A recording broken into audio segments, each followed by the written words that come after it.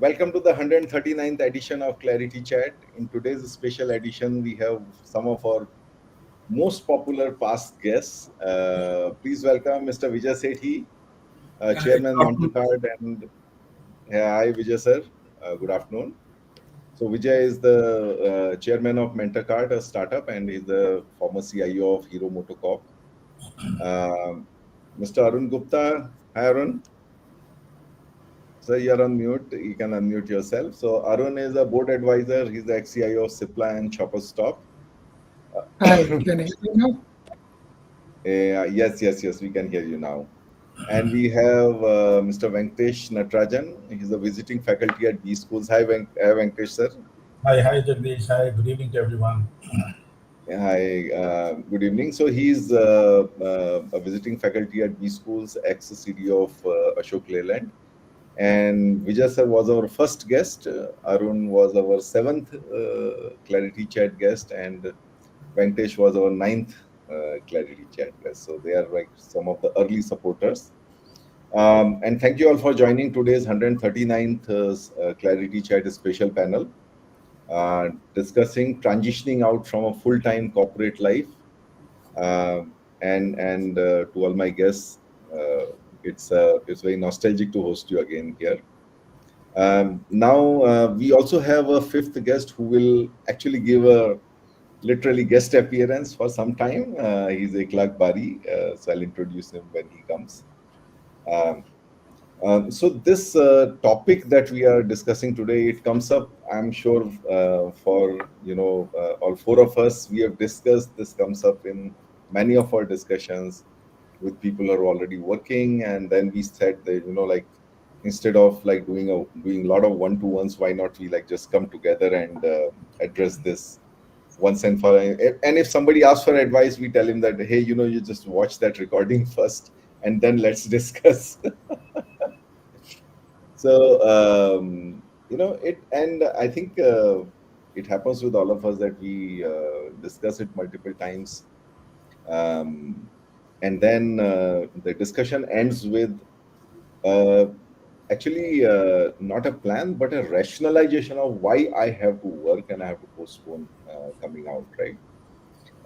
And the advice also that you get is always tinted by the experience of those who you talk to. So here we bring you a spectrum of experiences and a rainbow of perspectives. We hope that you will see the white clarity by the end of the session with an amalgamation of these diverse perspectives. And I promise you that I think for anything that we are doing, the reasons of all four are very, very different. Okay. So we'll open the discussion with a quick overview of our survey. Thank you everyone who participated in that survey. We had almost 57 responses, so we will, and some of it was very revealing as we were discussing that as a panel, that things are so different from our time.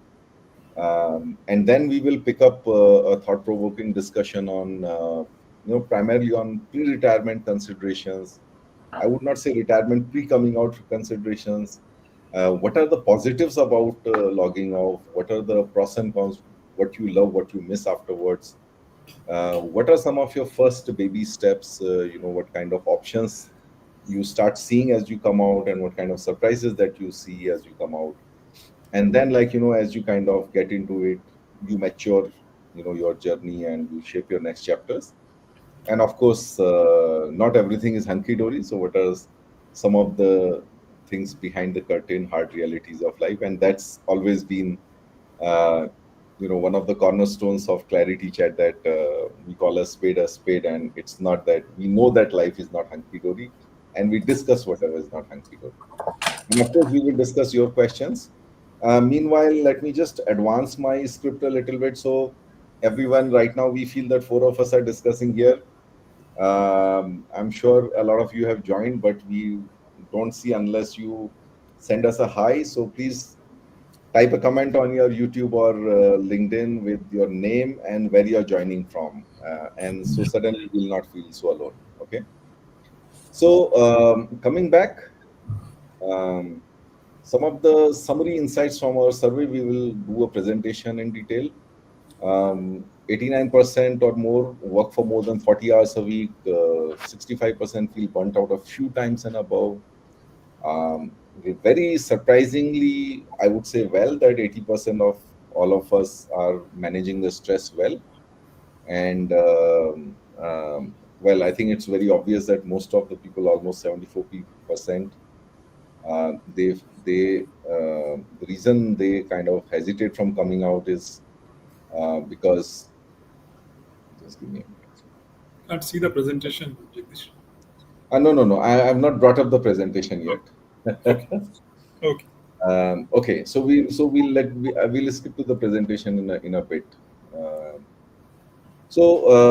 As we go through this panel discussion, this is for you. So please send your questions on comments. So we do have a lot of questions which have come to us as part of the survey. We'll pick them up as well. But then, yeah, don't hesitate in sending a question here. So let's make it interactive. And as I mentioned at the end of it, I hope we will have a diverse, richer, and experience-laced viewpoints to help you assess whether, why, and how you should transition out from a full-time corporate life. Before I give the mic to our guests and before I start the presentation, I want to acknowledge all of our audience. Hey, thank you guys for making your presence felt. Suddenly, we feel like we are amongst friends. I want to acknowledge our audience, CXOs, founders, IT managers, and seasoned technology leaders. We all know the multi-layered and fast-moving complexities of technology and management, and our endeavor is to bring you clarity from the experience of our guests. And this session is special. It goes beyond the technology and management to discuss what and how afterwards, right? It has been a journey of co-creation, deeper connections, and learning from each other along with my guests. And we have been cheered by all of you engaging with us session after session. And that's what is carrying forward ClariTea Chat even after 4.5 years. So all of you who are listening to us either live or the recorded version, thank you for your encouragement and engagement. We would not have reached 138 without you. So let's get on. Let us bring up the presentation now. So we ran a presentation, but I think, Arun shared a very good, I would say, executive summary of this session. So let me first bring that up. Yeah. Can everyone see it? I can see it. Yeah. Yeah, so it's like a burnt out pencil, retirement, because you've given so much of yourself to the company that you don't have anything left we can use. And I guess, Arun, the message here, maybe I want you to tell us more about it. But what I get from this is that, listen, don't let the pencil become so small that you can't write your own story with it. Absolutely. You summed it up very well. Yeah. I think, Jagdish, this shows that though the size has changed, but you're still sharp. And that's very, very important for people who come out of corporate. Whether you're retiring or not, you still need to be sharp mentally. Absolutely. And the last thing I'll just add to that is, you may be small at this, might look small at this stage, but you can still make huge impact. Absolutely. So the pencil is mightier than the sword. Yes. and I'm sure all of our friends out there who are listening to us have their own ideas. So guys, okay, come out with yours also. We'll pick up the best ones. So what do you think when you look at this pencil? What I thought was, oh my God, I started with long pencil and I wrote my professional story with the most of it, and where is my personal one? And of course you heard the other viewpoints is mightier than sword. Okay, so let me go back to the presentation. But thank you, Arun, for sharing this. It's, I think, very, very, it evokes a lot of emotions as we look at it. So that's a good start to the session. Let me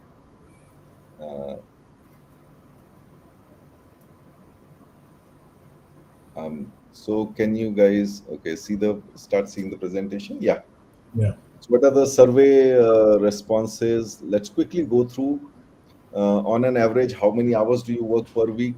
40 hours and above is 89%, but 50 hours and above is 38.5%. So looks like nobody is listening to Mr. Narayan Murthy.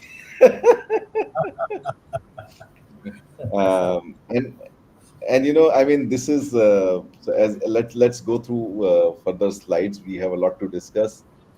It's very delightful to see that, how often do you feel mentally exhausted? Majority of the people, 28 plus 13 plus 4, which is almost 45 out of 47, are like saying that it's only sometimes, it's never always.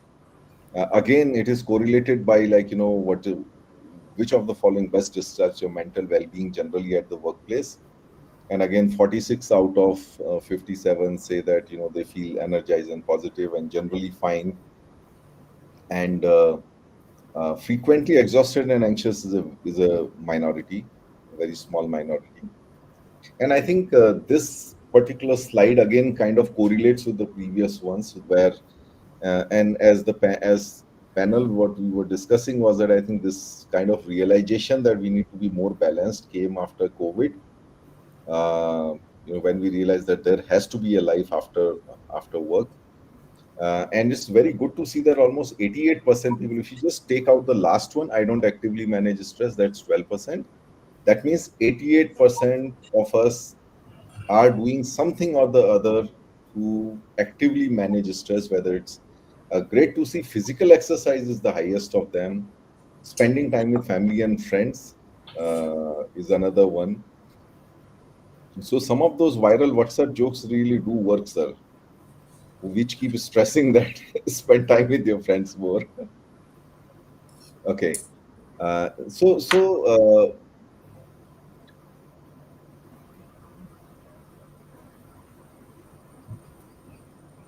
yeah. I think now let's move on to the concerns that you have about leaving a full-time corporate job. So financial security seems a very obvious one, but a good second number is like loss of networking opportunities. It's actually the professional social network that you have. Um, Interesting one. What trigger the survey responses? What triggers what would be a trigger at current stage for you to come out of a job? So when we looked at all the responses, we found that there are like positive ones and negative ones. And the good thing is that the positive ones are more, pursuing hobbies, I could earn more, a startup idea, compared to the negative ones, too much politics, work pressure, burnout. Work pressure, burnout happens to be a little lower one. But too much politics is I think it's obvious as well. And sir, we'll discuss about it in a bit. Moving on, how long do you aspire to work more before coming out of a full-time executive role? Guys, whoever responded, we will send you a copy of this survey as well.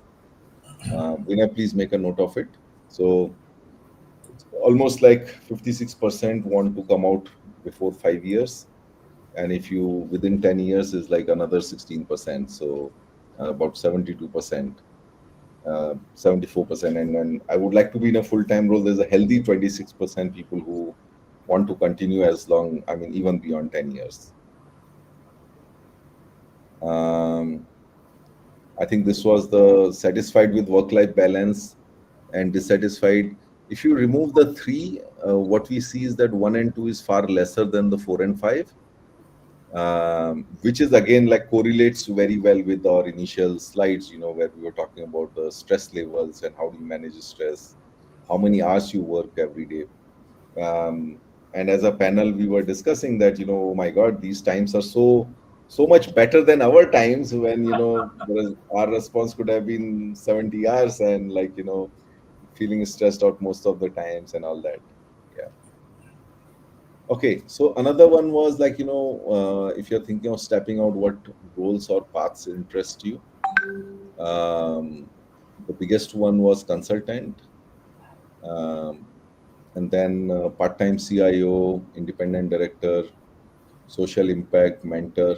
If you have any questions around it, maybe we can discuss it. If there is a specific question around any of those parts, and we will anyway discuss. I think all of us are consultants and independent directors, etc. So we will discuss that in the session. Uh, Again, if you could change one thing in your work life to improve your well-being, what would it be? So we broadly saw three types of responses. One was regarding the organizational initiatives, what your organization can do in terms of work-life balance, flexible hours, etc. The organization culture and environment, reduce politics, improve transparency, have more professional approach, and location preferences, liberty at work, generative AI for business processes. I don't understand what it means, but it's still. So these are like things that the organization can do. Some things that you can do, which is time management, energy management. In fact, one thing that came out was, reduce screen time. Again, very important one. Career growth and fulfillment is start your own business, work on your passions, develop some hobbies, health and fitness, focus on health and stress, physical activity, breaks, family and personal life, give more time to family and hobbies, move closer to hometown. I'll add a personal one, which I always tell everybody: start playing golf. um, and others like stress and mental health, financial and future planning. Okay, so that's the survey. So guys, if maybe I'll ask quick first reactions from all of you. Arun, we can start with you, and then we come to our session. Any quick So reactions? I think it is a resonation of the reality today, especially post-COVID, where there has been a slight shift towards balancing work and life. Prior to that, so if we go back 20 years from today, where all of us were very, very active and we were discussing this before our start, we were the foundation builders of technology for most organizations. Correct. We spent 70 hours, 80 hours in those days because those projects usually ran from 12 to 15 months, with large teams getting involved across the organization to set up the foundation, the ERPs, the CRMs, the everything else that goes along with it, supply chain, etc. A lot of this foundation having got done, and if we look at the last few years of our work life, it was not so difficult. We were, barring a few people who had multiple roles to juggle, I think most of us had it little easy towards the later part of our life in the corporate, until we decided that yes, this is enough. So having said that, I think today where we are, a lot of the CIOs and IT leaders are adapting to new technologies, new trends, new fads coming up to say, how do I keep abreast? How do I make sure when the Sorry. management asks a question about any of the new technologies or new fads applicability to the company, we have an answer. And yes, the cartoon that you showed is reality for all of us. Even for me, it was. That was Even 20 really years we were when we were working 9 to 9 in most days, goofing up happens. Nobody's productive for 12 hours any which way. correct. Right? Then you would be a Gen AI robot. That's right. You That's right. wouldn't be a human Yeah. being. Any quick reactions, Vijay sir? No, very important one, Arun sir. I think let me quickly. My takeaway is like I think there was a formative period when the organizations were growing and we had to set up the foundational systems, and now that they are in place, it's actually I would put it this way, that it feels very good that our next generation is enjoying those fruits. Yeah, Vijay sir, correct. over to No, I think what both of you said is right. The second piece is actually after COVID, things did change a lot, and everybody's thought process changed. The work-life balance actually came into that word came into our life in real terms during that time. So that was one piece which really has made a lot of difference. The only other comment that I would have on this survey is that when many of us, I see, feel burnt out after spending 40, 50 hours, and as both of you are saying, when we are implementing SAPs of this world or CBOLs, Jagdish, you know that those huge, large implementations running in 2 years, I don't think burnt out, and for me specifically with HR also, CSR also, the burnt out thing was not there. Though one was spending 80 hours, 90 hours, maybe sometimes even more than that per week, and for weeks and weeks and months and months. Perhaps the burnt out, maybe we never understood the meaning of burnt out and continued. It could be any of that, but never felt burnt out. That's the only deviation in this survey as I see. Yeah, I agree. That is true. That is true. I agree. Yeah. Venkatesh sir, any quick reactions on the Jagdish, survey? I'm tempted to kind of draw a parallel to one of those WhatsApp videos which I happened to see recently. I'm not quite sure whether the video is recent or I saw it quite late. That WhatsApp video is all about, it's a beautiful animated graph which really shows how people are spending time. This is not necessarily to do with corporate life or anything, generally. And that traces the history from 1960 onwards. It goes on changing. It is a kind of a dynamic animated graph. A wonderful graph which shows, how people were spending time earlier. And you would find that the top would be that they are spending a lot of time with their family, they're spending a lot of time with friends and all that right on top. And as the animation, as the years roll by, right, then you suddenly find that from say 2005, 2007, when you had the social media and all that, right, the social media and the online kind of the time that you spend in the online shoots up, exponentially shoots up, and it's number one. It's not only number one, but it's the highest percentage. That is, maximum time is being spent on the online. So having said that, if you look at this survey, this is as of now, I think we need to look at the context. At this point in time, you would find that these are the priorities and people spend so much of time and so on. If you were to have the same set of questions asked to pose to the participants probably maybe 10 years ago or to our group, our era, the answers could have been slightly maybe different. And if you were to run this survey again in the next 10 years, probably by 2030 or 2035, you run the same survey, and I'm sure that clarity will be still there by 2035, running at the 1000th episode or whatever it is, Jagdish, right? If you run the same survey, you would probably find again these things changing, and you would have some new kind of priorities and all that getting added to it. So it's a very, very dynamic kind of at this point in time, yes, I kind of resonates, and fellow speakers have already spoken about the reasons also post-COVID and how the work-life balance has changed.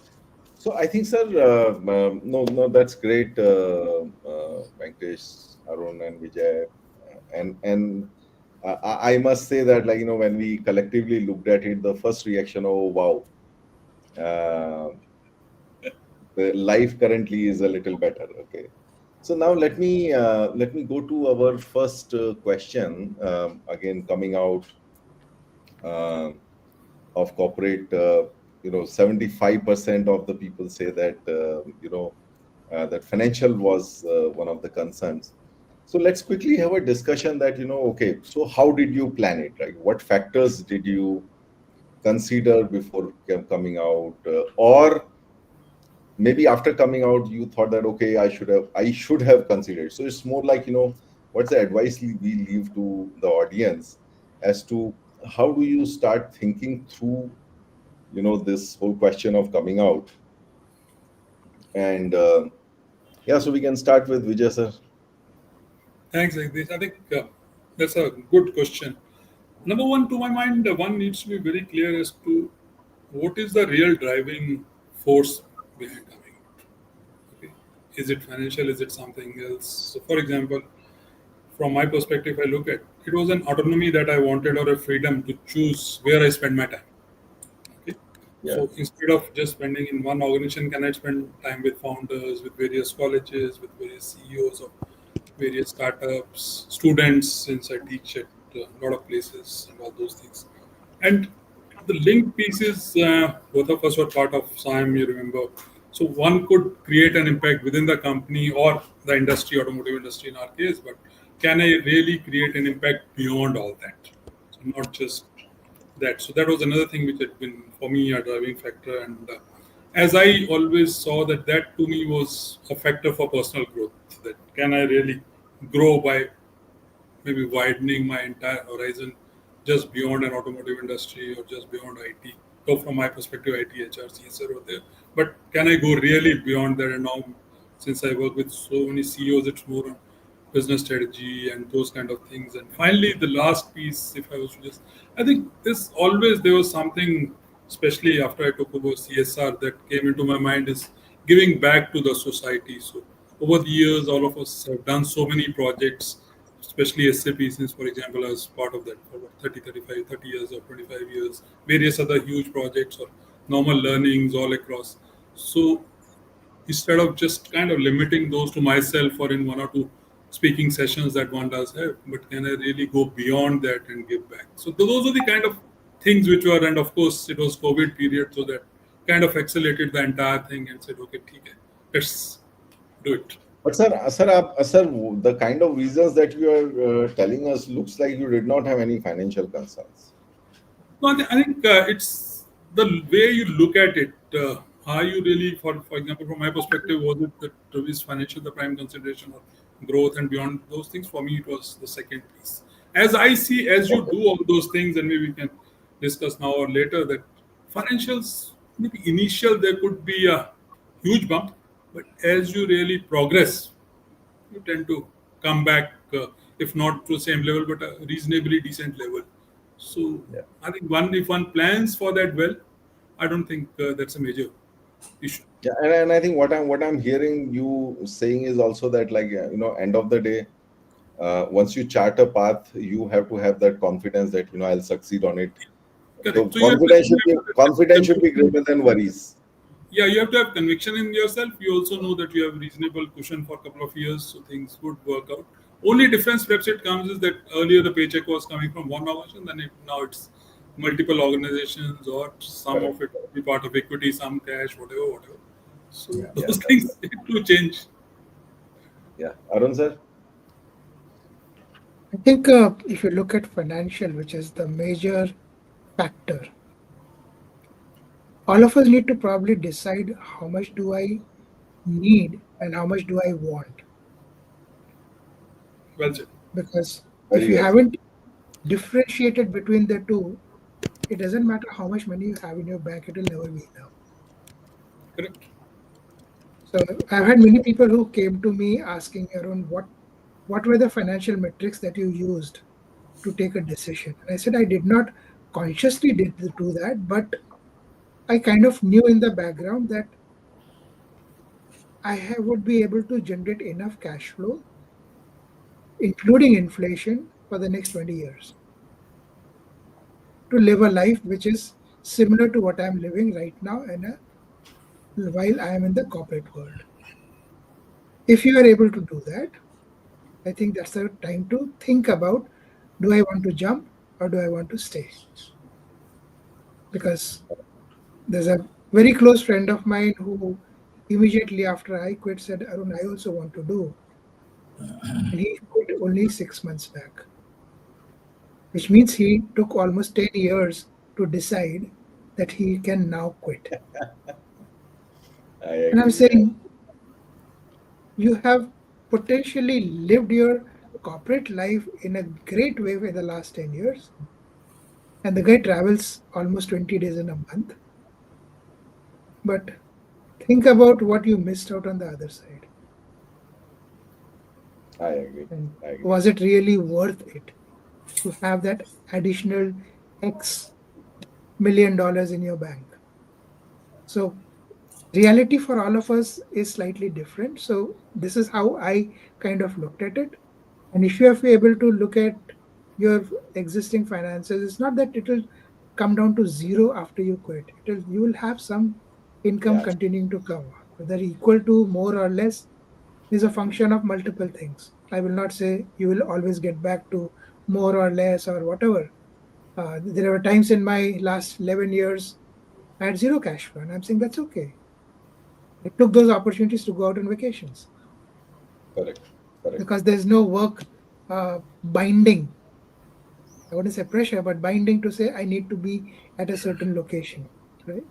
So financial independence is important, but then define your financial goals to define what is independence to you, No, I and agree. then take a plunge.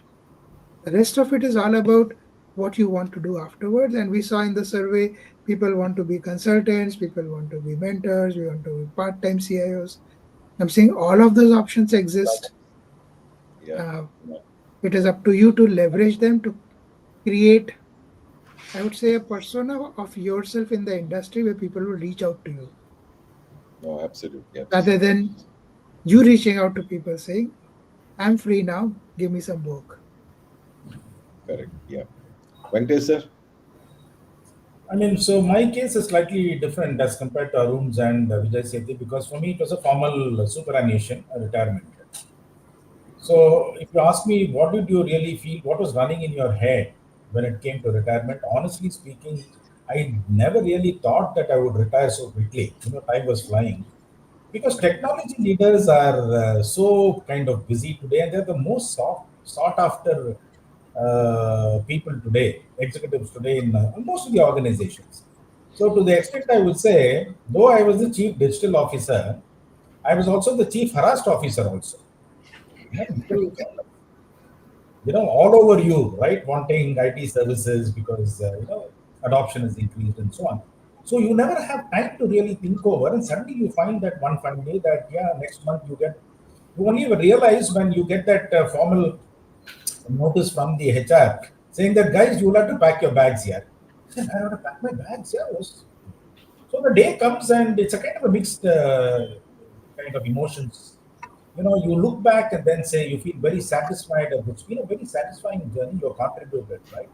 You've gone through the ups and downs, and the cosmic forces have been very kind to you, right? So you're kind of reached this kind of a milestone.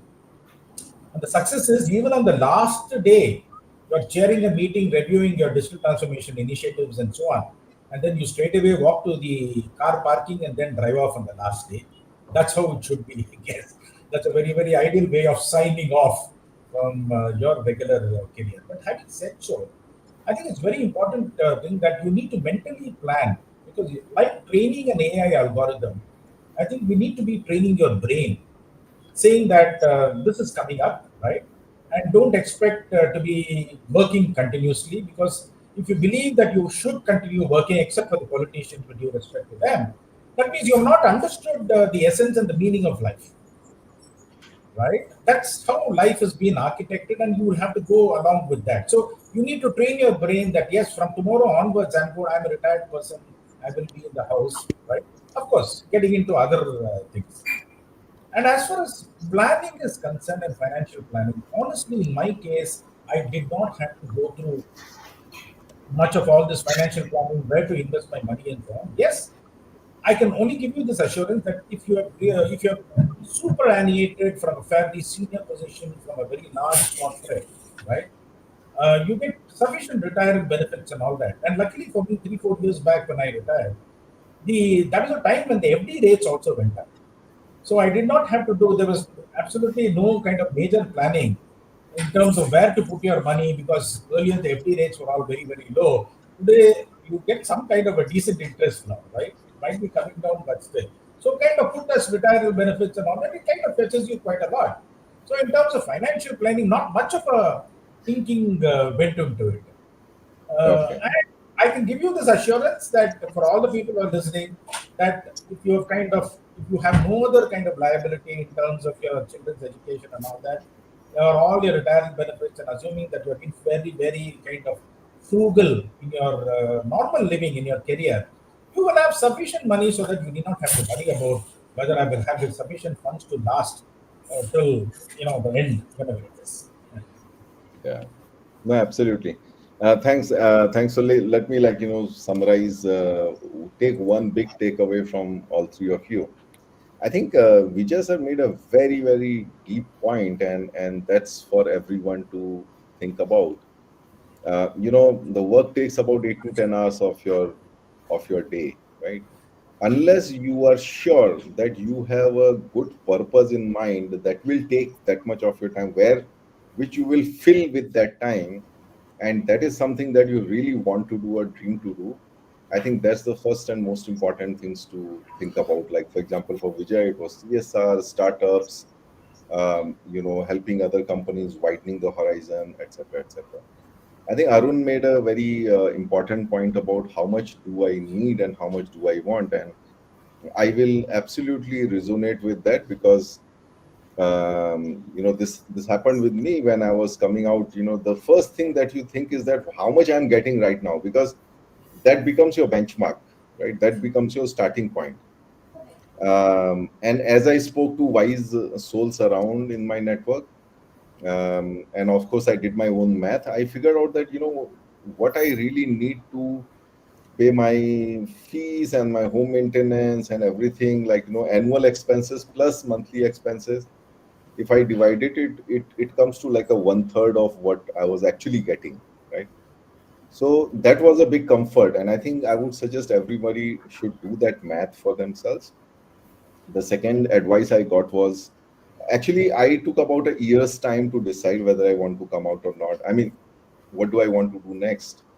And in that time, like I spoke to a lot of people. Most of the people, by the way, told me, don't come out, you still have a lot of working life left, because when I came out I was 48, and they're like, अरे यार 55 तक तो काम करो कम से कम. And I was like, नहीं बस चट गया. And anyway, so then when the discussion progresses beyond that, it was like, okay, so take care that you don't have any EMIs, because that becomes a drain as your income drops, because you're starting on a next one. So this was another one. I think the other advice I got and I acted upon was that the kind of insurance that you get is linked to, like, what you're making. So when you're deciding, then at least take out some of those protections when you have those documents with you, the last salary slip, and based on that you take out. So I did take out a couple of insurance, etc. And then because that, like, then it will be like it will take a dip before it goes up. So I think those are some of the things. And from Venkatesh, I picked up, train your brain, that be mentally ready that you're going to come out. And I really liked during our earlier discussions when we started, what Venkatesh mentioned, that log off but stay connected, right? So you're logging off from 9 to 5, but there are multiple ways to stay connected, to stay relevant as well, which is something that you have to explore. And thankfully, like, I think we have a good ecosystem of successfully, I would say, people who have come out earlier, but then who are successfully connected for that. So let's talk now. Let's talk of the upsides, right? So I think let's the concerns and planning aside. So what is the best thing that you gain as you come out of your day-to-day 9 to 5? So Venkatesh, I'll start with you. I think the first thing that you start liking is that you don't have to get up in the morning and then pick up your dabba and then rush to the office with all the traffic jams that you find in the Indian cities. You spend 1 hour traveling, right? And I get a mouthful. I used to get a mouthful from my wife saying that my office was at 9 o'clock, and I used to be there in the office by 8:30. To be there in the office by 8:30, I had to leave by 7:30. By 7:30, my dabba has to be ready. My wife has to get up at 5 o'clock or 5:30 in the morning. Very, Right? very practical problem. Yeah, very practical. And she used to be, kind of very stressful, more than me. I'm a corporate guy, but she used to be very stressed out, getting my dabba ready. She used to get so wild. She used to tell me that 8:30, you are the first person to enter the office, and I think it's better you take, along with the dabba, you take a jadu also, and then go you be the first person there to the office, and then you start cleaning up the office. So all that is gone now. No dabba, no driving in those peak hours in the morning, right? With all this maddening traffic. All that is the first kind of a freedom that you kind of enjoy the moment you come out, right? And then, of Awesome. course, Yeah, then the other things, for the time that you get for your health maintenance, should I say, right? Maintaining your health. You get more time now to play, right? Earlier, I used to get up very early in the morning and then walk. Today, I do that more leisurely. I play my pickleball in the morning. I play my table tennis in the evening at 5:30. These are luxuries that you start enjoying the moment you come out of your retirement life, right? And that the main thing is, hey, there is no boss to call you up and then say what has happened to this, and you're nearing your appraisal, and you need to get your KPI and all those documents ready, and you have an appraisal interview and all that. All that is gone. So that's nothing running in your head. There are no targets for you to achieve, right? That's off your head now. You're the boss of your life, right? And the boss of your life, of course, is your wife also. She is the boss, and both are, kind of reporting to each other. Then you don't have another boss to report to, right? But Venkatesh sir, wife is a different type of boss. That's a boss you can fight with. Uh, oh yeah, correct. Maybe Yeah, Vijay sir, over to you. And I think the way Venkatesh put it is right. I'll just add a few more things to that rather than repeating. I think one of the key things has been the me time, which over the years has been kind of totally missed out. The time that you can spend on yourself, whether it is the health part of it, whether it is studying, writing, blogs, talking to friends, meeting friends. Earlier, for last many years, it just missed out. So there's one big thing that has been there. Also, one can really plan one's day. You don't really get an unexpected call from somewhere that okay, this has happened, or you have to reach there or not reach there, whatever it may be. But that entire thing is gone. And the last piece I'll just add to that is the sheer diversity of interactions and experiences that at least I'm getting, talking to founders, being on board, meeting youngsters, talking to students in colleges, meeting various CEOs, meeting their teams, some of those teams which they are not actually reporting to you, but you have to ensure that those guys actually work at exactly similar to what they were to do if they were reporting to you. So that gives its own complexity, or the way that I'll say joy. So you know that how to tackle those. So the huge amount of learning that's coming beyond whatever has been there, and also a lot of traveling has been happening. Earlier, that traveling was more for go to this plant or this office or this office. So it's way beyond all that. Arun sir? So in my case, I definitely do have targets, unlike Venkatesh. I do have a boss who I have to manage, and that boss is me because I set my own targets. I run a company which is now 9 years old, and in the 9 years, it's like having a baby grow slow and steady, step by step. Today we are almost 70 people in the company. So every month I have to make sure they get paid. Every month I have to make sure the vendors get paid. My customers pay me. But the joy of that is that it is my own baby. It's not something that I'm doing for somebody else.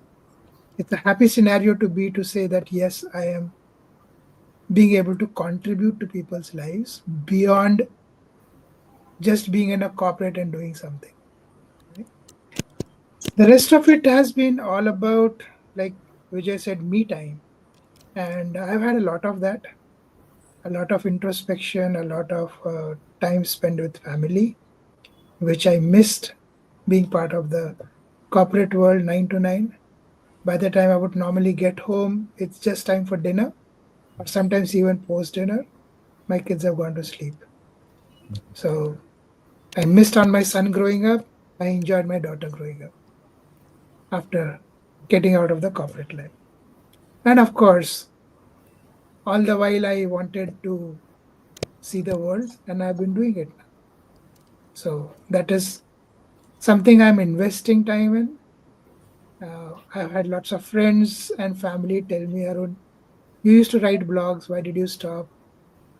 Because there were lots of people who used to read it and be inspired by it, or sometimes they would throw bricks at me to say, why did you write what you did? And last week, when my daughter came home from her office. She works in Delhi and I am in Mumbai. And she said, Dad, it's high time now you start writing a book. And I said, okay, we shall do that. And we set a target. Same time next year, the book should be ready. So this is the first time I'm announcing it. I think that's something we all wish you would do more often. The OIC, we still remember the name of the blog OIC, which was the Yes, inverse yes, of yes. CIO. Correct. So the OIC, the book is going to come out next year. Oh, okay, awesome. And I'd be happy to share the manuscript with some of you to have your feedback on what can be different, Oh, that will how be can that I will that will make be it great. better. That will be great. That will It be would be great. a privilege to do that. Absolutely.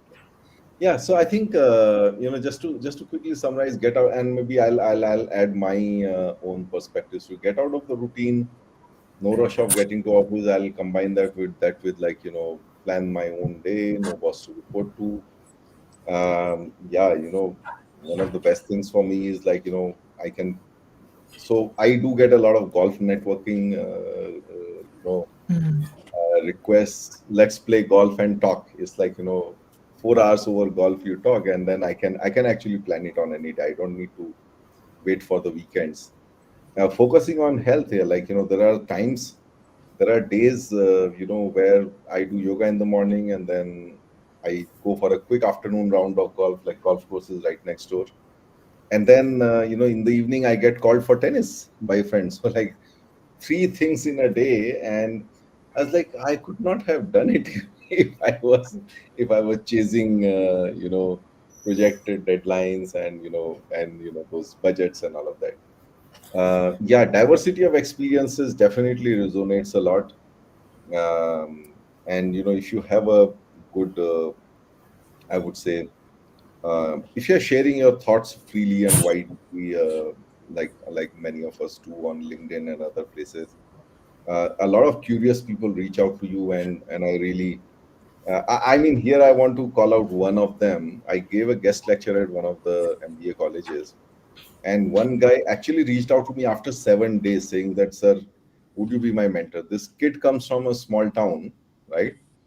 And the first thing that set me thinking is, yeah, I mean, I gave the lecture last Tuesday, and this guy is like, calling me next Tuesday, sending me a message, sir, I would like to be mentored by you. I come from a small town, lack confidence, can't speak great English. And I was like, did you think for 7 days? And he's like, yeah, sir, I was not sure. I guess. So anyway, fast forward. Yesterday, I got a message from him saying that he has made it to one of the companies, one of the large corporates, this thing. And I was like, oh my God, this is something that, this is one of those, you can say, bonuses of, being on your own and being able to have that diversity of experiences and like, connect with so many people. Arun, really connect with you. You did not say it, but I will say it. You are giving jobs to 70 people, right? Earlier, you were taking money from somebody. Now you are paying 70 Yes. people. You are paying your vendors. Okay, so you are actually contributing in a very active and proactive way to the economy. And well, I mean, I don't have so many people, but yes, that's one thing that I also tell people that, listen, earlier I was doing a job. Now I'm giving jobs, right? At least about 10 of them I can say, people who are actually earning money because I'm doing something different. And when you think about it that way, somewhere it does give a lot of satisfaction that you are adding something to the economy, right? Yeah. Okay, so guys, keep your questions coming. Let me come to the next one. Yeah, so we discussed about the good things, but what do you miss? Let's start with you, Arun. What do I miss? When you I came, when you come miss back after. I miss the pressure.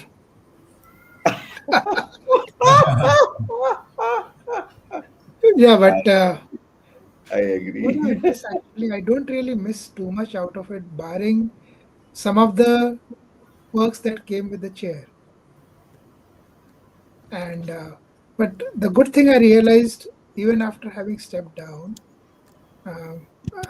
having almost 8, 9 years passed, people would meet me in malls, people would meet me in coffee shops, says, "Sir, great to see you, made a big difference to my life." And I said, "What did I do for you?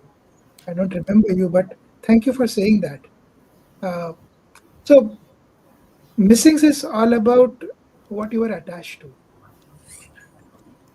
If you are attached to something in a big way, you will miss it the moment it goes away. Fortunately for me, the only thing I missed in the initial days, and I would say probably 6 months or so, was the monthly paycheck that used to come. But then I again went back into my cycle of discussion with myself to say, okay, why am I missing it? What difference it is making to my life? The answer is nothing. So why am I getting anxious about it? And it stopped. So I think what I don't miss and what I enjoy now more is the freedom, the ability to do anything that I want to, rather than just that I have to because the corporate or the role or the position demands it.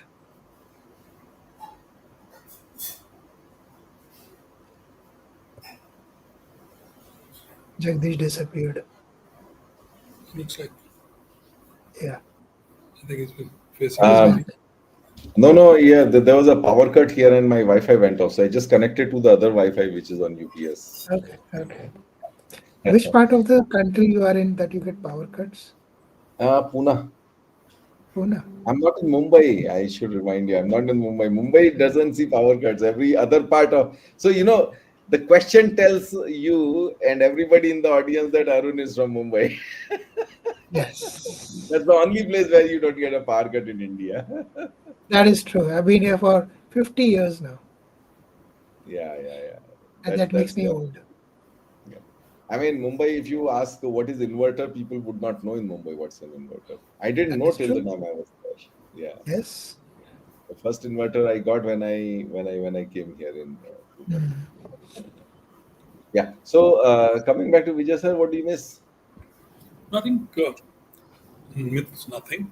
Initially, it was more of the administrative stuff that you would get and you would not have to bother about. It's, things were taken care by a lot of people around me.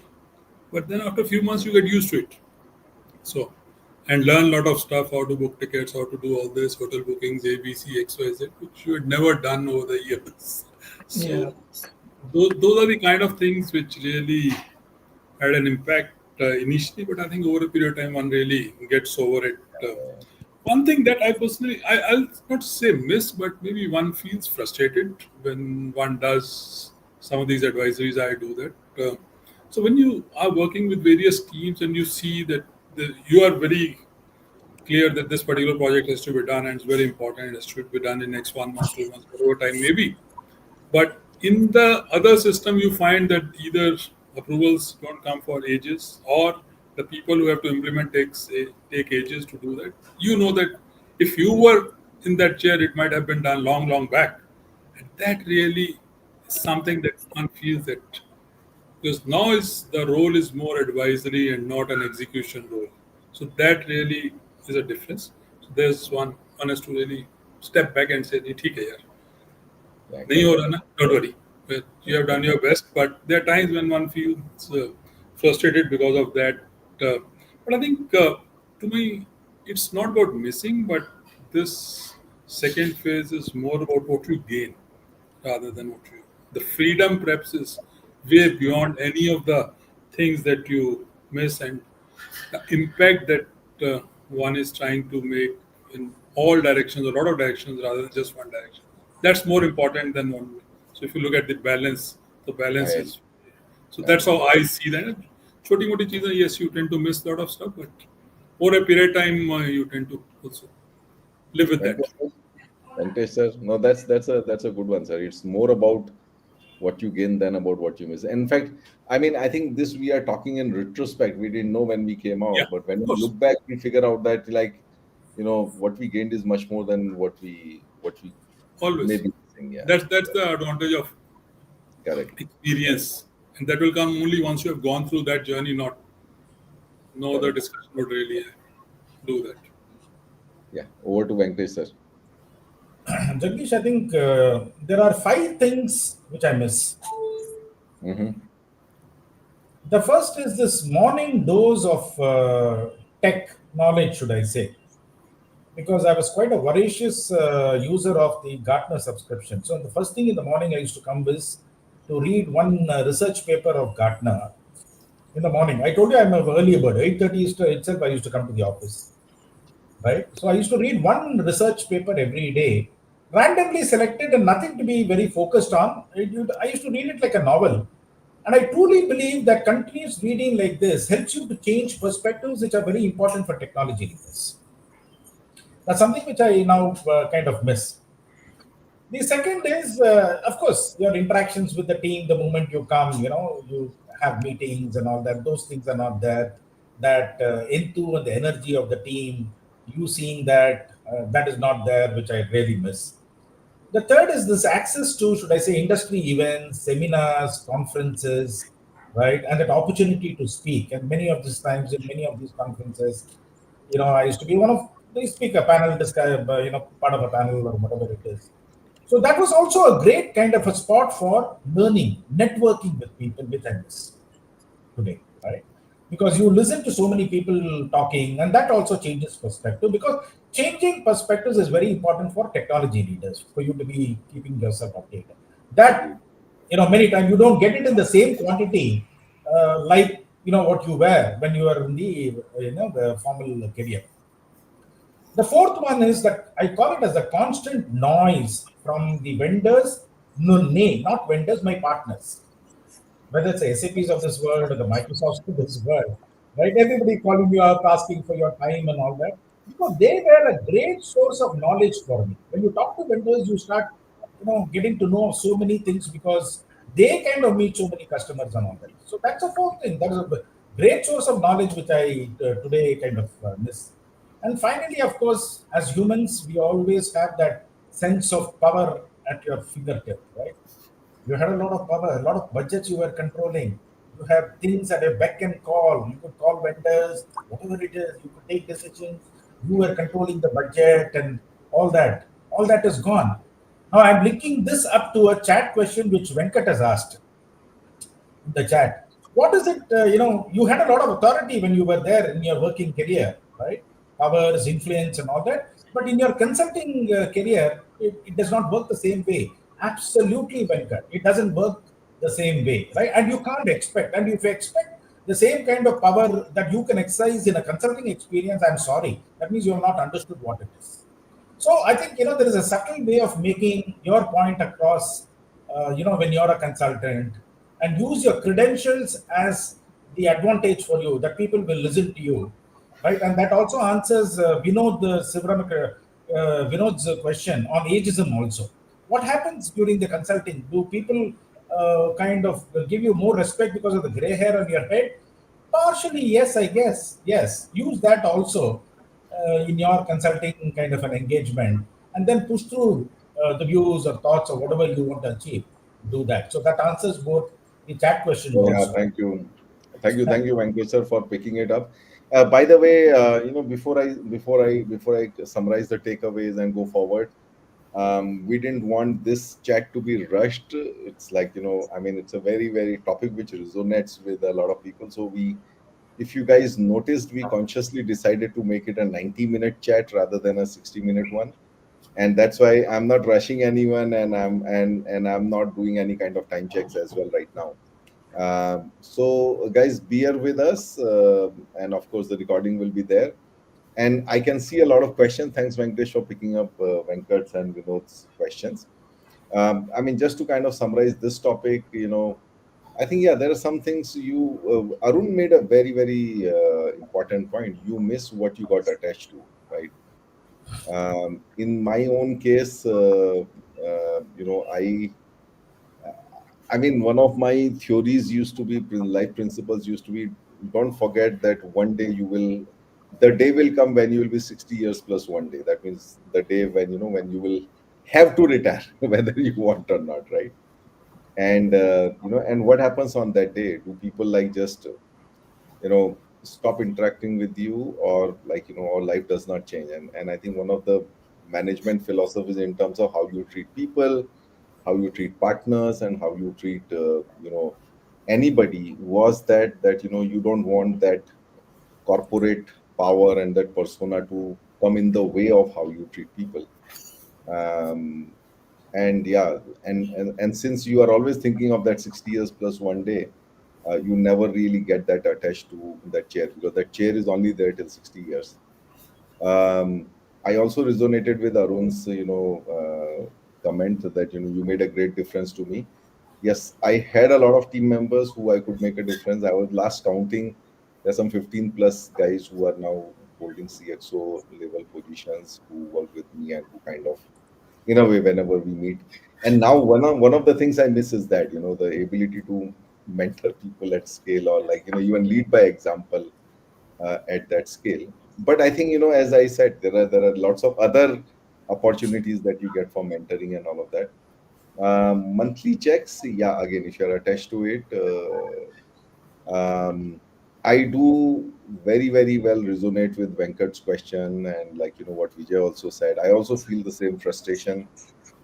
I always make sure that when I'm in an advisory role, I'm talking from experience with examples, and then it really gets frustrating when people kind of their mind blocks, and those mindsets come in the way, and mostly it's mindsets that come in the way of execution.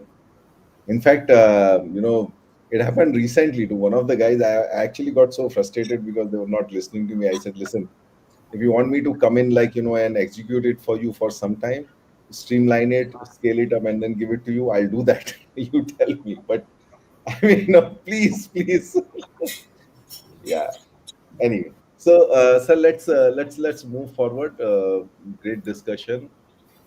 Yes, I agree with those five things Venkatesh also mentioned about we miss, but I think we always have to find those alternatives, right? Okay, so again, this question is like once you come out, as you are trying to build a post corporate, I generally call it a portfolio, because you're not doing only one thing, right? So, and in fact, I've heard that there is a name for it, which is called a portfolio career. That means you're not just attached to one thing. So, how do you build up that one portfolio career? What were your some of the early successes, or early wins, and what were some of the surprises in terms of where you thought, okay, there's something that I will be able to do, but then it didn't happen the way you said. Maybe we'll start with you, Vijay sir, again. I think there are a lot of surprises, and both positive and negative. I would say that all surprises are either positive or negative. Let me first start with negatives and then to positives.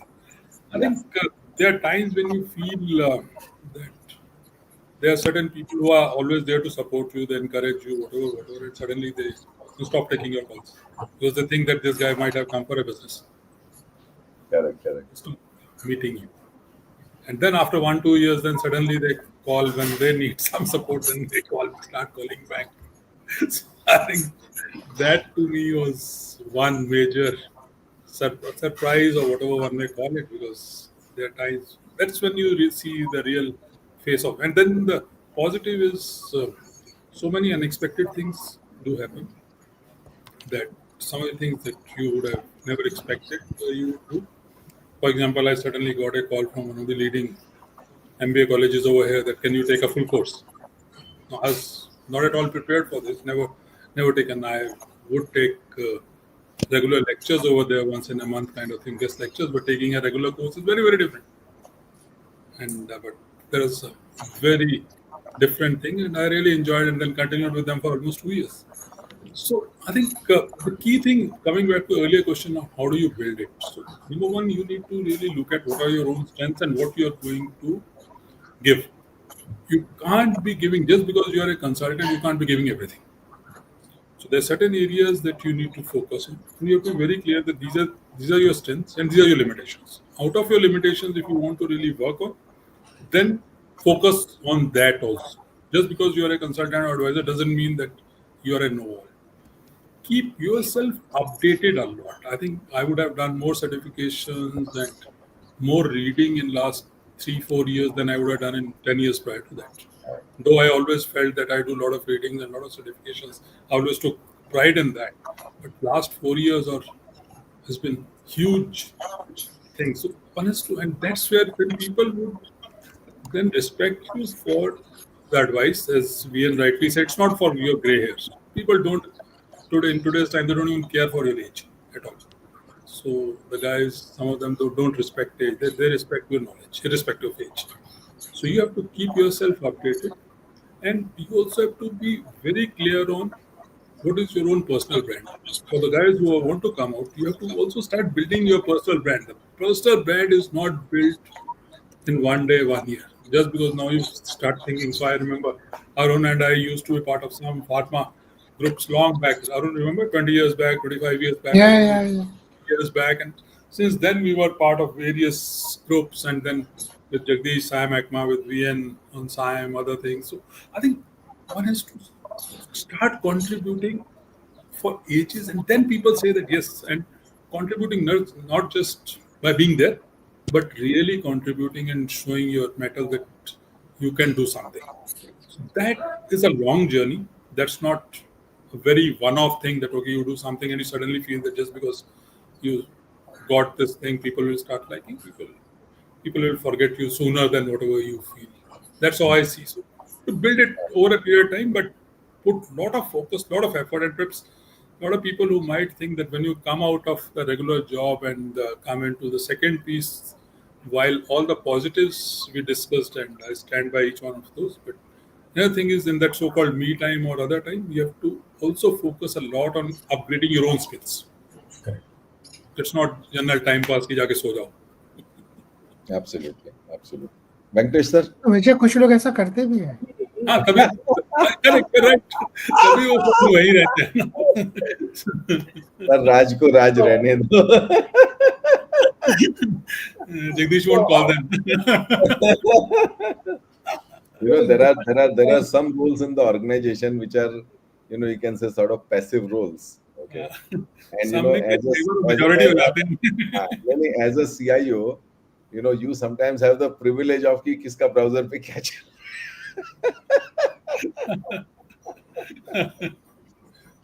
More as a system administrator than a CIO actually.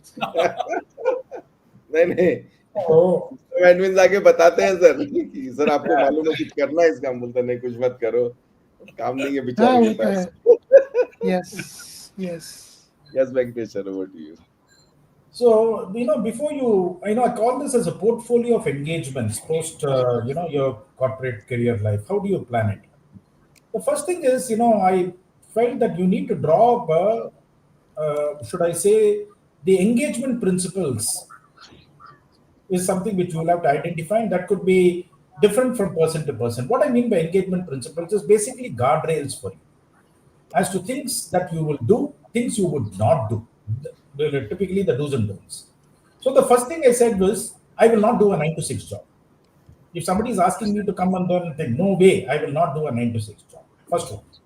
The second is, if somebody is asking me to do a business development, I will not do exploring. No, they want your network because you have come with your network. And I did have some kind of engagements or offers, and I refused it. I did not take up those. And I will never do that. I will never become a salesman for somebody post-retirement. That is very, very clear. So that was another kind of an engagement principle. The third is, I said, I will not travel as much as I used to travel during my corporate days. Enough. I've traveled enough, right? So I will not travel. I will travel, but it should not call for me, traveling too much. The third kind of an engagement principle.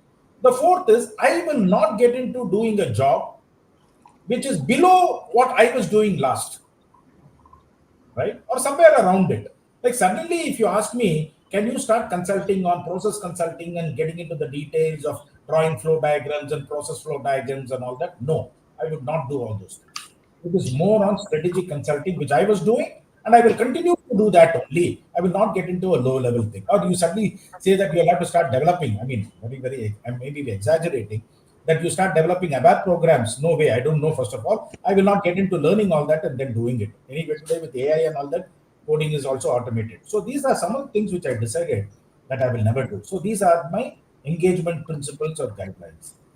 And I said there are three things which you will have to identify based on your personal strength. You need to identify what are your core strengths. Oh, one of the core strengths for me is yes, I was speaking a lot. I was also a kind of a faculty and all that even earlier for the ISB and all that. I said that is something which I have to build on. So, as a kind of a faculty, as a coach, right, as a teacher, uh, that's something which I identified as something which I should be doing very, very aggressively. The second is, of course, as a consultant, right? And the third is being on the board of a few kind of companies as an independent director. This is what I think. And then you kind of, this is like, like you identifying your portfolio of equity or your mutual fund investments. You identify something initially, you keep on reviewing that over a period of time here in terms of saying, is it really giving you some kind of a return in terms of new learnings, or they should be learning and earning. There is not just working alone. There has to be an element of earning and learning and working. So working, learning, earning should be there. You'll have to rightly balance all these and then kind of fine tune your portfolio of engagements as you move forward, because it can keep on changing. Probably you're spending suddenly more time on consulting, more time on teaching, and that can vary over a period of time. Yeah, absolutely. Arun sir, additions? Not much to add actually after Vijay and Venkatesh. All of us find our own equilibrium at the end of it. Uh, for me, it was not going out and looking consciously for any engagements. They just came, word of mouth. In fact, on the last day of my corporate role, I sent out an email to about 300 of my colleagues from the industry. Some of them are friends, some of them I knew, meeting them in conferences, seminars, etc. And the next day, I got a call from one of them saying, Arun, I need your help. I said, okay, let's catch up. And I caught up with them and I said, Arun, my company is going through a major transformation. One of the big four consultants has been hired. He was given a roadmap, and I have been tasked by the management team. It's a family run business to align IT to that agenda. I don't know how to do it. Can you help me? And I said, sure, I can help you because that's what I have a knack for doing, and I love to do that. Second day, I end up meeting the one of the founding family members. The third day, I'm engaged. Within a month, he wants to offer me a job and say, Arun, why don't you become our CIO? And I said, sir, एक महीना हुआ है यार, अभी तो थोड़ा तो मजा करने दो. तो देखते हैं उसके बाद. I will give you everything that you want from my expertise and experience. And I helped the CIO upgrade to a level where he could ask the same kind of question that I was asking. So, did I look out for it? The answer is no. And through word of mouth, that guy told somebody else, Arun did a great job, blah, blah, blah. It continued. Over a period of time, it kind of get to a scenario where I had to say no to a few engagements because I did not want to work for more than 40 hours in a month, forget a week. That's the boundary I had set for myself, saying that that's the amount of time I want to work. The rest of it is me time. Like Venkatesh said, my network is not for sale. There are loads of those people coming up and saying, let's collaborate, let's find a way to leverage each other's expertise, strength, blah, blah, blah. And I'm saying, great. You tell me what you want me to do. Can you introduce us? Answer is no. So I think almost every vendor, big and not really the very big ones, but most of the mid and small segment want to be able to get to a scenario where you can open doors for them, you can help them. And yeah, I think the rest of it is all like Vijay and Venkatesh said. I don't really have too much to add to that. Oh, awesome, awesome. So let me wrap up this part and then we move towards a bit of closure. So I'm happy actually that not you didn't you guys didn't talk much about the negatives actually. And in fact, Vijay said, yeah, people don't recognize you. So one of the advice that I got when I was coming out is that don't expect business from friends, okay, and don't approach. And your fellow CIs are not going to basically give you business. When I Oh, thought fellow about it, CIOs are a very insecure lot. Yeah. yeah, yeah, I'll give you a that is story also there. just on that. I'll Yeah, give yeah, you a please. story.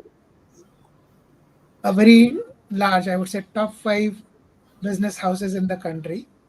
The group CIO invited Gartner to come and present to the group of CEOs about future strategy, blah, blah, blah, technology. Gartner decided to take me along as an observer and an advisor. And as I enter the premises, one of the CEOs, who was an old uh, friend of mine, said, Arun, great to see you. What brings you here? I said, this session brings me here. And he said, wow, I'm sure people will learn from it. The group CIO sees me and then he asks the person who had organized the meeting from Gartner, why is Arun here? I don't want Arun in this room because he has very, very divergent views and I'll be under severe pressure if he comes into the room. So I did the next best thing, took a cab and went back home. And Gartner apologized profusely after that to say, I'm sorry, this was not expected. My CEO friend called me and saying, Arun, where are you? You're not in the session. I said, no. Your CIO friend did not want me in the room, so that's why I'm not there. And I'm saying there have been many, many instances like that of people who are not very happy to see some of us, especially the visible CIOs, I would say, not necessarily the invisible ones, but the visible ones. And all of us in this panel were the visible CIOs in the industry. That's right. That's right. That's right. No, so We used to I talk a did lot. I did the best thing I could do. I did not approach anyone. And it was actually the other thing which happened was I said that again something I think you guys also mentioned, that there should be a pull. We don't have to go out and Yeah, sell, having been in the position that we were. And then absolutely. when I got into that question of like how to create that pull, it is basically so far you were being approached because you were associated with a very strong brand, okay, but then now that you are out of that brand, I mean, what's the brand you carry in? That's your own brand, right? So that means, Yes. so the other thing, again, and again, this I'm kind of keeping audience also into mind, again from my personal journey, is that I mean, we have done a lot of things, right? That's why we are here, okay. But apart from people inside our organization and our bosses and maybe our teams, nobody knows about it, right? So what are you marketing? Marketing is like, what's your message, right? What can you do? Okay. So you have to tell it. You cannot expect that people should know because I am there, I would have done great things. You have to talk about it. And therefore, I started like, experimenting with LinkedIn, writing first text posts, then posting some videos. And then I think, then it was a very, very big, courageous decision to start ClariTea Chat. And thank you, Vijay, for supporting and being my first guest. And then, of course, all of you. But I think you need to do that. You need to create a brand which is like, because you're selling this, people need to see this. And this can only be seen when you're visible. Um, I think the one point that you, Vijay, said, be clear what you want to give, focus on strengths and weaknesses. Yes. So whatever we have done, there's a lot of it. What we need to do is like, cut it into like, what can be, let's say, I call it as a, in absence of a better word, as a product or a service catalog, right? What is my offering for startups? What can I do? Like, what are the 5 value adds I have for startups? What are the 5 value adds I have for, let's say, as a consultant, or let's say as a program mentor, etc. Right? Keep yourself updated. Very important. Certifications, advice comes from expertise. That's a keyword here. Focus on your personal brand. We talked about it. Portfolio of engagements. I think these engagement principles are very important, and we have discussed. I think most of us have the same principles. No BD, not enough travel, no 9 to 5 job. I prefer, I personally prefer retainerships with a certain amount of based on like what you can afford, the number of hours I spend in a month, so there can be flexibility around it. Um uh, yeah, yeah. Another thing that I told very clearly everybody, I tell all my customers, I will not make a PowerPoint because I have not been making it since the time I became a CIO. Somebody else has been making it, so I've lost that skill forever. Okay. So what I do instead, and one of my customers actually gave it a name. I basically take a A4 size paper and I just do some doodling on it. Make some boxes and arrows and all of that. Take a photo of it and send it to them. After I sent some 4 5 of them, they started saying, "Hey Jagdish, can you send me a Picasso on that?" So now all my customers call those doodles as Picassos, and I'm happy with that. Um, I think, Arun, similar to your experience, when somebody for me, it happened in a different way because of my LinkedIn presence. My first customer came through a LinkedIn presence, and somebody who saw and they were looking for an automotive expert. And this guy had enough material on LinkedIn to basically kind of form a good impression about me. He did do a check with a reference check with some other people who had worked with me, common connects. And I would say that then when he called me first, right, it was, his tone was like, I want to do business with you, I want you on board, right? And I think I really, it really validated the whole strategy of being visible. Okay. So okay. So, sir, this is, I would make it a rapid fire because the next question I'll make it a rapid fire. I also wanted to take some audience questions. We are running out of time. So let me just go around. Let me take a pause, go around, just acknowledge our audience, which I didn't do in the first place. Sorry, guys. So we have Kiran, we have Dr. Amrut Urkude, Chitranjan, Swagata Datta. Hey, thanks, guys. Subbu is there from Prague. Thanks, Subbu, for joining in. Praveen Sawant is there from Mumbai. Hey, thanks, Praveen. Praveen had reached out during the day. Um, and then, okay. So I'll just bring in some questions now. So we picked up Venkat's question about authority. Uh, we did pick up Vinod's question. Okay. So there's a rapid fire from Karthik. What was your handicap in golf before and after retiring from? Unfortunately, golf handicap is like, you plateau. So my handicap before used to be like 13 and it has increased to 15. And I would say that it has got to more to do with aging. Yeah. So there's one question, maybe um, Vijay sir, I would like you to answer this. How does one get over the initial lack of momentum or inertia that one faces post retirement to continue keep engaged in Samaxo? And this was like close to your heart, so that's why I gave it to you. I think it goes back to what is motivating you to get into that life. Are you really doing it for giving back to the society or your personal growth or helping others, getting that diverse experience? So what is motivating? If that's motivating you, I think you will, or you'll not, it's not a lack of momentum, as I see, or a lack of inertia. Only thing is the way you're going into this direction as a vector, now you're getting into a very different direction.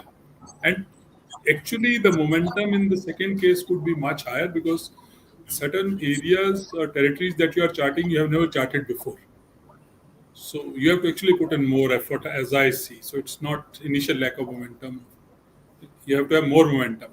It has to come from within. Till the time it doesn't come from within, you can't really do that. I agree. I agree. So there's a next question which I think I can take. Venkat is asking, in your corporate career, you were accustomed to a structured environment where processes were well planned and systematic. However, in small organizations, startups where you serve as advisor, it can be unstructured, inconsistent. For someone used to order and clarity, this can be frustrating. So I actually have a very simple solution to it. So I have a very small, like 5-member team, but then we, from a systems processes point of view, and I think some of you have seen it, the way we do the online document collaboration, Teams, calendars, and all this. So we have Microsoft Teams 5 licenses, and we only use Teams. So we don't share any documents on email or this thing. So what I do is, like, for my customers, Venkat, I just show them how I use various technology tools. So I use Canva. I have pro licenses of most of these, whether it's Canva, StreamYard for this one, Teams, and I just show them how I have set up the whole thing. And I'm like, do you want to use it this way? It makes life much more simpler, much less stressful. And most of my customers have actually gone for, like, at least the Teams collaboration part of it, and Teams and SharePoint part of it. They have gone for it. I think sometimes it doesn't matter, the size doesn't matter whether you're small or big. The structured working is something that you have to lead by example. uh, I'll just add to that. yeah. See, I think over the years, all of us had been preaching one has to be adaptable and all that. So this is where you are actually practicing what you have preached over the years. So you need to adapt to the new situation, Yeah, from a yeah. very ordered to a very chaotic situation. Correct. I think, Jagdish, just to add to that question, Venkat's question is more about, in corporates, we are used to a very well structured process, right? And even if it's a new process and discussion around a new process, we again follow a well kind of structured process. Whereas when you go to the other side and you become a consultant and you're consulting for smaller organizations, they may not be following process, or the level of maturity in terms of understanding process itself could be very, very low as compared to what you're used to and what has been templatized in your head, and that could cause some Correct. friction. Correct. How do you kind of manage that is what Venkat is asking. And my simple question: yes, it is frustrating, definitely frustrating. Yes, You I have said agree with you. a very structured way. Here, I think it's a question of you managing and adapting to that. And then say, yeah, let me help now. I've got a lot of knowledge, and my knowledge is very, very matured and all that. My thing. I will help them at least, some low hanging fruits. I'll help them to climb the ladder and do the new work. And that's the way you need to be Oh, yeah, keeping. you are right. So there are two aspects of that question. One is like the working methods and processes, and the second is the systems part of it. I Yeah. answered the systems part of it, and you picked up the process part of it. So thanks for that. But yeah, it is chaotic, and I think sometimes you have to actually dirty your hands a little bit. Write down, like, for example, I had to actually get into one of the programs of one of my customers, because the whole governance was going round and round. So I actually had to write down, the governance charter for them, right from the steering committee to the program management group to everything, and give it to them. Okay, now you guys modify it, but this is the detailing you have to do to clarify what needs to be done and how it needs to be done.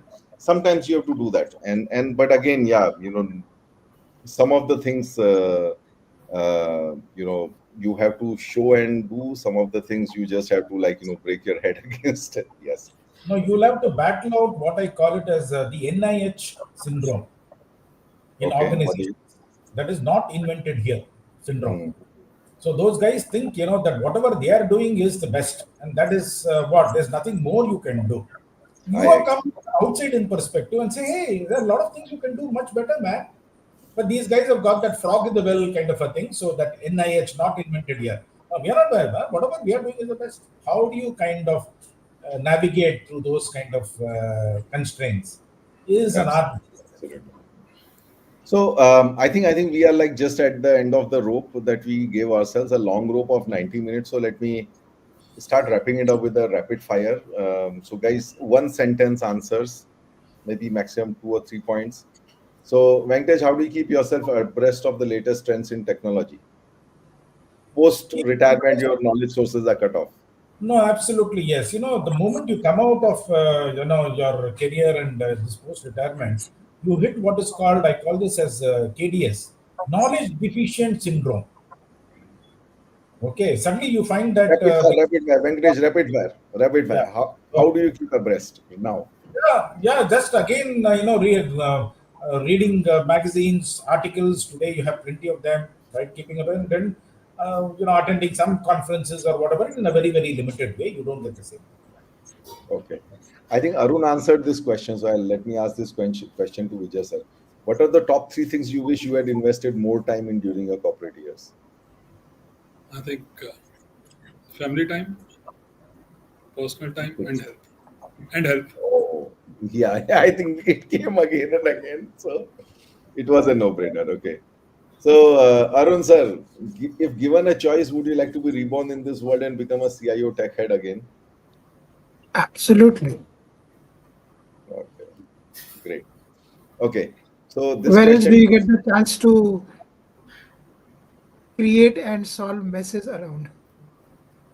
I agree. I agree. Absolutely. In fact, no, Arun, I would agree with you because I was a, you know, my first part of the life was like as a hardcore mechanical engineer, business manager, and then I became a CIO. And then I got into technology, and I think I remained there. I was supposed to go back to business, but I remained here because of that, that multiplier effect of technology that you can Yep, have on transformation and the kind of control it gives you in terms of like being able to scale up that transformation, right? it's infectious.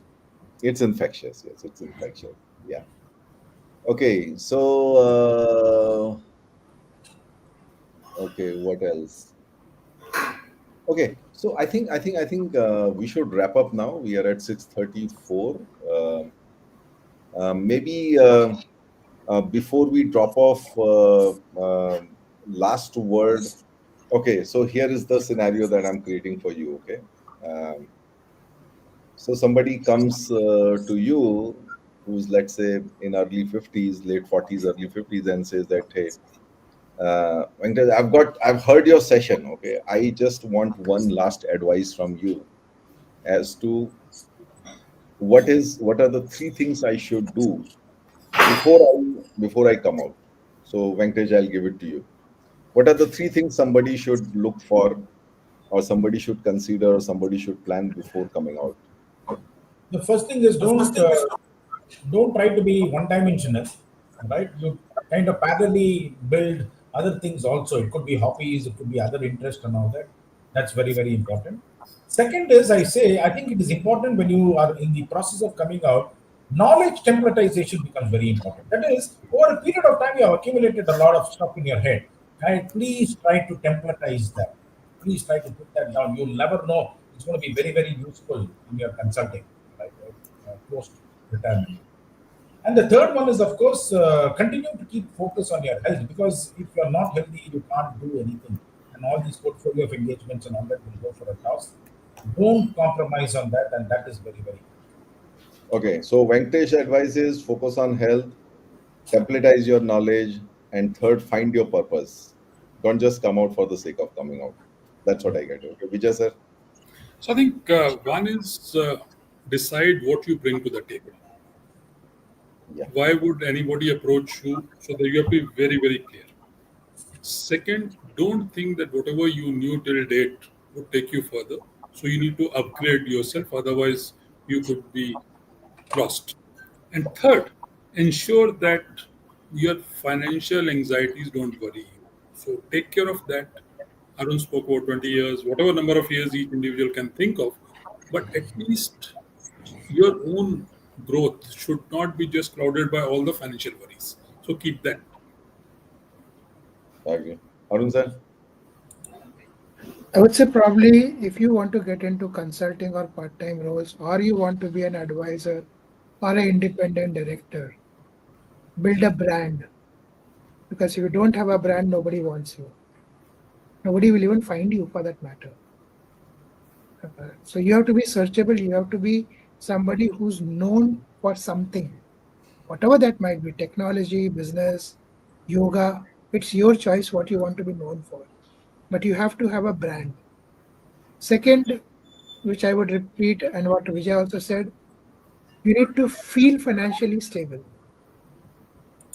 Not the amount of money you have in your bank, but you need to feel financially stable that yes, I can survive with this for the rest of my life. I can take care of my family with all of this. I can take care of health if required with the money that I have. There's the second point, right? You're in your mind, you should be financially stable. Third, what Vijay said, and I will elaborate on that. What are you bringing to the table? If you are bringing something that I want, I will engage with you. And the corollary to that is don't get desperate. I've seen people getting desperate. I've seen people willing to engage at terms which are ridiculous. I'm saying don't undersell yourself at whatever you bring. A lot of experience, you bring a lot of knowledge, you have some credibility that you have built.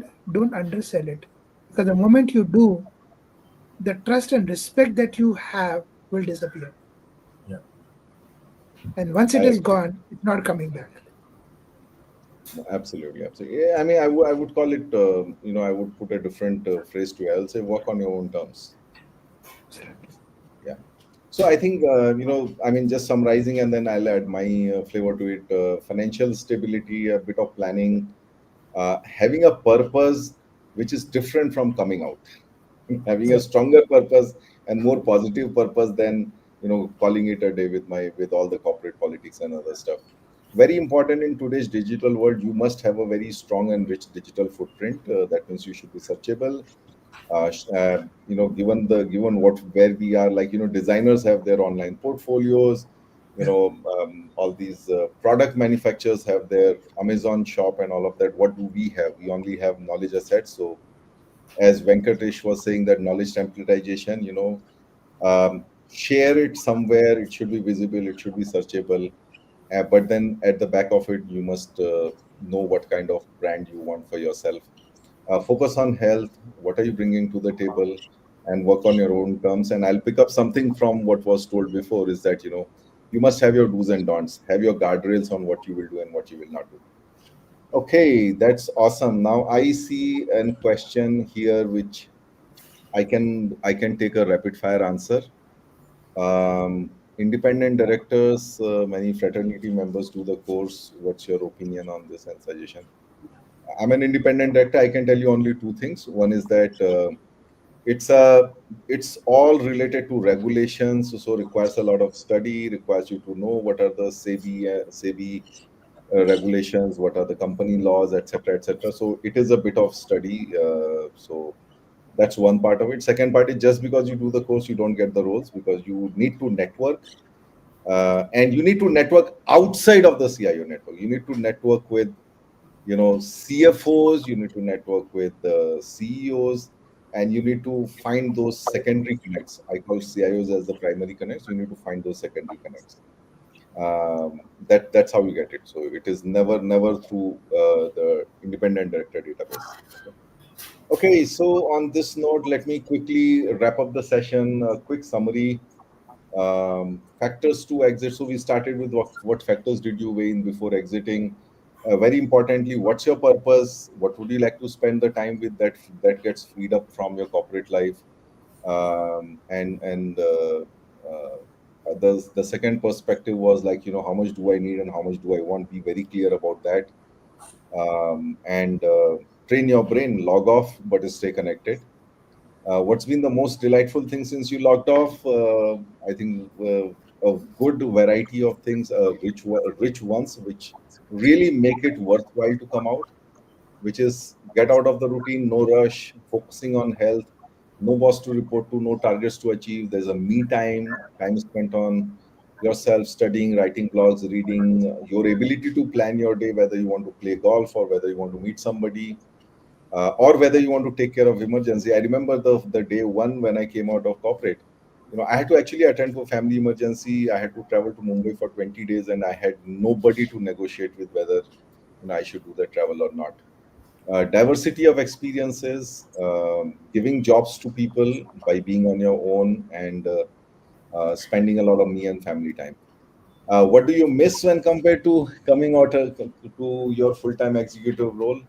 Of course, what you will miss is what you get attached to, and one of them can be your chair and the power that comes with it. So advice is don't get don't get attached to it. The other thing is, like, your like ability to mentor people, the size of the team you have under you, but then that gets kind of replaced with the other diverse networking opportunities that you get. Monthly checks you can get used to, and therefore you might miss it. So don't get attached to it. You have to trust your abilities to make up for it. Uh, yeah, the other thing that you miss is, like, the lack of execution power. That means when you are in an advisory role, you are not able to. I mean, you have to push people, but you don't have that power to execute, right? And the five things that Venkatesh mentioned: technology, gyan, team interactions, access to industry events and networking, the partners teaching you, and that sense of power. Yeah, so we need to get into it eyes wide open. What surprised you or thrilled you? Um,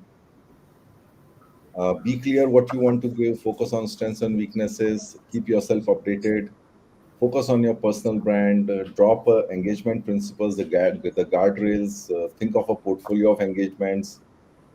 Some of the principles are like no 9 to 6, no full-time jobs, no business development, less travel, no process consulting, no PPTs. Uh, and Yeah, we heard some examples of, you know, of how we got our first engagements, which was, just from the personal brand. Okay, I think we still managed to go over time despite 90 minutes again. But yeah, I think a very good and enriching discussion. Even for us, I think we got to learn a lot from each other, apart from what we could provide to our audience. So thank you everyone, everybody in the audience, for attending, for sending in so many comments and questions. And a big thanks to everybody, all those 57 people who took the survey. For privacy reasons, our questions had included your perspective also, but we were not sure because we haven't taken your permission whether we should take your names or not. So we did not, even though they were there.